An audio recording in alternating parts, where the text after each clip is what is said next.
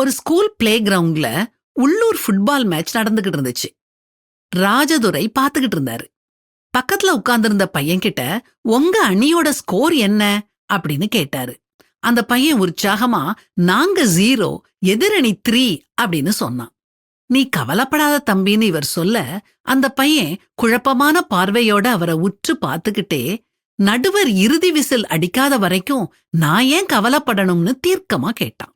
தொடர்ந்து, எங்க அணி பயிற்சியாளர் மேல எனக்கு நம்பிக்கை இருக்குது, நாங்க நிச்சயமா ஜெயிப்போம்னு உறுதியா சொல்லிட்டு விளையாட்ட கவனிக்க ஆரம்பிச்சான். கடைசியில போட்டி 5-4 அப்படின்னு சிறுவன் அணிக்கு சாதகமாகவே முடிஞ்சது. வெற்றியை அறிவிச்சதும் அவன் ராஜதுரைய பார்த்து உற்சாகமா கைய அசைச்சான். அப்புறம் ஒரு அழகான புன்னகையோட விடை பெற்றுட்டு போயிட்டான்.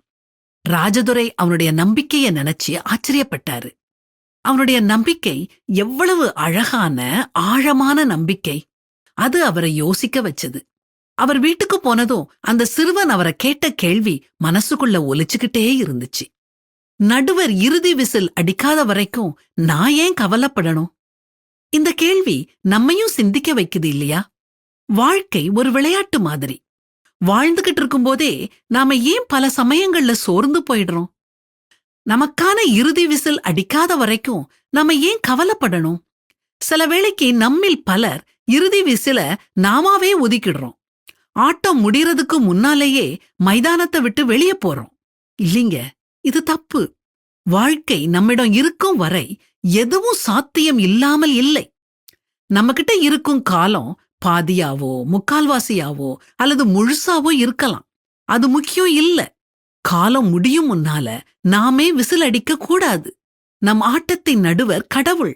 அவர் மேல நம்பிக்கை வைப்போம்.